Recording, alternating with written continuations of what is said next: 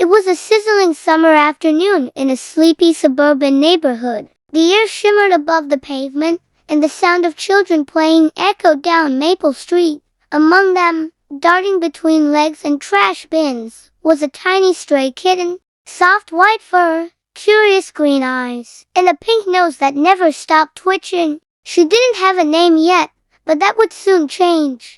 Liam, a quiet 10-year-old boy with a scraped knee and big imagination, had spotted her hiding behind a bush days ago. He had been feeding her bits of leftover tuna ever since. Today, he decided he would finally bring her home, but fate had other plans. As the kids bought popsicles and licked melting cones, one careless child dropped a half-eaten chocolate ice cream on the edge of the pavement. No one noticed the blackish goo oozing from its center. No one noticed the strange shimmer in the sunlight, but the kitten did.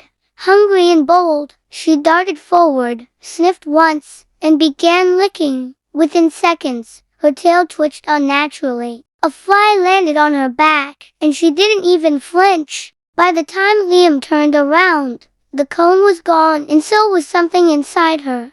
Liam finally convinced his mother to let him keep the kitten. He named her Mimi. That night, Mimi curled up at the foot of Liam's bed. She purred softly, but her belly occasionally spasmed as though something moved inside. Liam thought she was just dreaming, but in the early hours of the morning, her purring stopped. Her eyes opened, both of them glowing faintly green in the dark. She sat up slowly, turned toward the window, and began scratching her side with mechanical precision. Scratch, pause, scratch. A rhythm, almost like code. Over the next week, things grew stranger. Mimi stopped eating her kitten food. She preferred damp places, hiding under the sink, crawling behind the toilet. Her fur began to thin near her spine, revealing a pattern beneath that looked like black scales or shells. One evening, Liam saw something horrifying. He was brushing her fur when he noticed a thin, translucent leg poke out from behind her ear,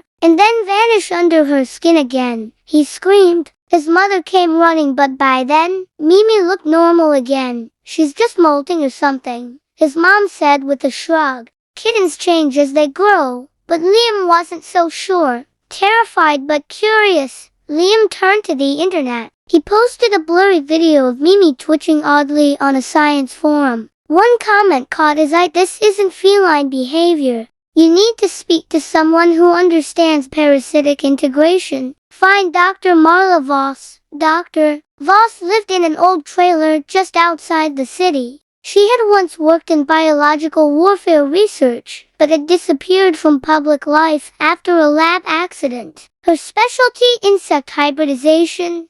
Liam emailed her. A single reply came: bring the cat. Don't touch her skin. Before Liam could visit Dr. Voss, Mimi vanished. They found the screen door scratched open, little muddy paw prints leading toward the forest. Liam ran after them, clutching a flashlight. In the woods, things felt wrong. The air was thick. Buzzing filled his ears. Though no insects were visible, he found a trail of shed fur and something else, tiny insect wings, as if something inside Mimi had begun breaking out. He wasn't alone. A raccoon stepped out from the brush, but this one didn't run.